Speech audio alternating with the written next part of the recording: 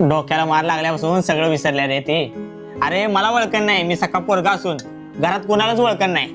बरं डॉक्टर काय म्हणतात, काही इलाज बिलाज आहे का नाही याच्यावर? डॉक्टर बोलले त्याला जुन्या गोष्टी आठवून सांगा, काय जुन्या घटना झाल्या असल्या त्या आठवून बघा. पण सगळं करून बसलो, काहीच फरक पडला नाही. आता सगळं देवावरच सोडले. हा मी प्रयत्न करतो, माझं काय आठवते का बघतो. काकू तुम्हाला आठवते का, मी लहानपणी एका पुरीच्या मागे गेलो होतो आणि गट्टीत पडलो होतो आणि तुम्हीच तर मला हात ओढून बाहेर काढला होता. बघितलास? अरे नाही रे आठवत तिला, आम्ही लय प्रयत्न करून बसलोय. अरे पोरांचं लावू दे, तिच्या स्वतःच्या नातूला पण विसरली ती. कशी आहे तब्येत आता काकूची? काय सांगू, अजून काहीच फरक पडला नाही. खूपच वाईट झालं हो काकू सोबत. हे घ्या, तुमचं ताट आणि तांब्या राहिला होता आमच्याकडे. ठीक आहे, काळजी घ्या. समज गया.